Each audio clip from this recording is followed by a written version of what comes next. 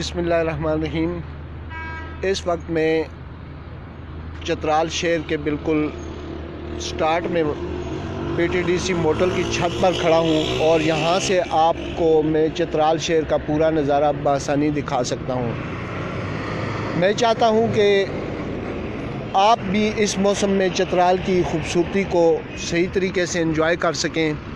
इस वक्त चतराल शहर जो है ये बिल्कुल मुज़फ़्फ़राबाद या बालाकोट जैसे शहरों की तरह का एक शहर है, जिसके दरमियान से दरिया गुज़र रहा है जो आपको सामने नज़र आ रहा है। दरिया के आधा शहर दरिया की उस पार है और आधा शहर दरिया की इस सिमत में है। और ये चतराल शहर बिल्कुल साइडों से, चारों साइडों से पहाड़ों, ऊंचे ऊंचे पहाड़ों में गिरा हुआ है और पिछले 2-3 दिन से मुसलसल कंटिन्यूस बर्फ़बारी की वजह से शहर की खूबसूरती में दो बाला इजाफ़ा हो चुका है। चूँकि यहाँ इस वक्त ख़ज़ां का मौसम है, दरख्तों पर फूल और पत्ते तो मौजूद नहीं हैं, लेकिन ख़ज़ां की अपनी खूबसूरती होती है जिसको देखने के लिए दुनिया भर से सयाह स्पेशली इस मौसम में इन इलाकों का रुख करते हैं।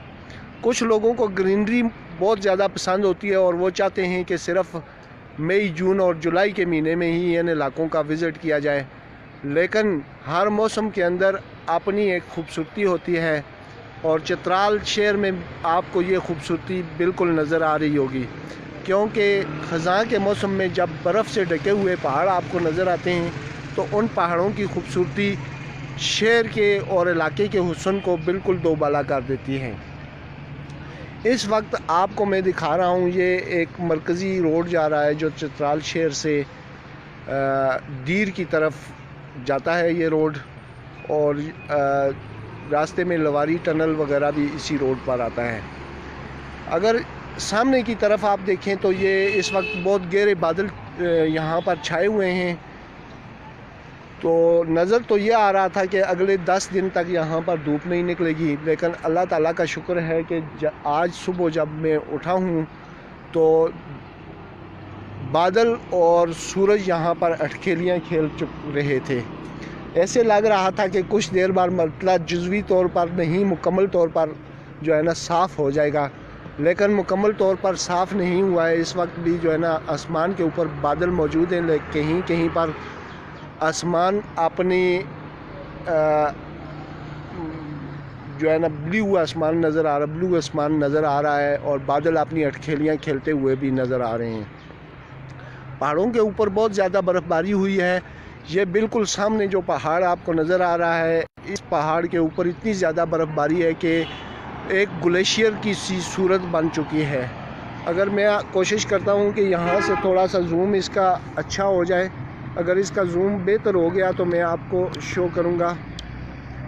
सॉरी, ये इसको मैंने आप जूम किया है। अब आप देख सकते हैं कि पहाड़ के ऊपर जो बर्फ़बारी है वो कितनी ज़्यादा शदीद है और ये ग्लेशियर कैसे बनते हैं।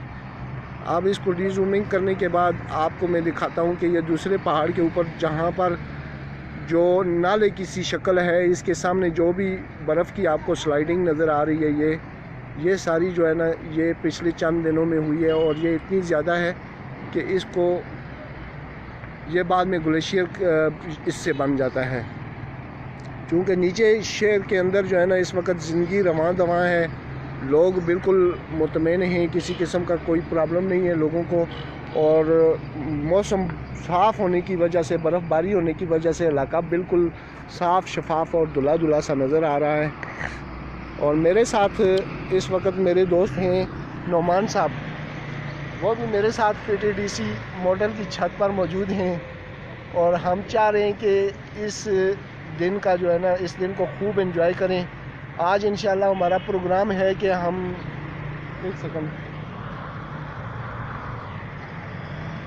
आज हमारा इंशाल्लाह प्रोग्राम है कि हम तीनों दोस्त जो है ना कैलाश की तरफ जाएंगे, क्योंकि मौसम बेहतर निकल आया है। और हमारा तीसरा दोस्त भी इस वक्त जो है ना खिड़की से झांक रहा है बाहर, वो भी अभी निकल चुका है अपने कमरे से और छत की तरफ आ रहा है। इसको भी अच्छा लगेगा कि हम कहीं पर जाएं।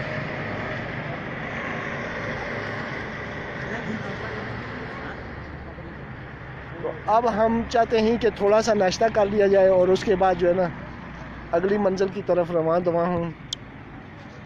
आपको मैंने जितनी चित्राल की सैर करवानी थी वो मैं करवा चुका हूँ। अब आपसे गुजारिश है कि आप मेरे लिए नेक ख्वाहिशात रखें और दुआओं में हमें याद रखें, ताकि हम आपके साथ और भी इस तरह की बहुत सी अच्छी अच्छी मूवमेंट्स को शेयर कर सकें। आपका बहुत शुक्रिया। अल्लाह हाफिज़।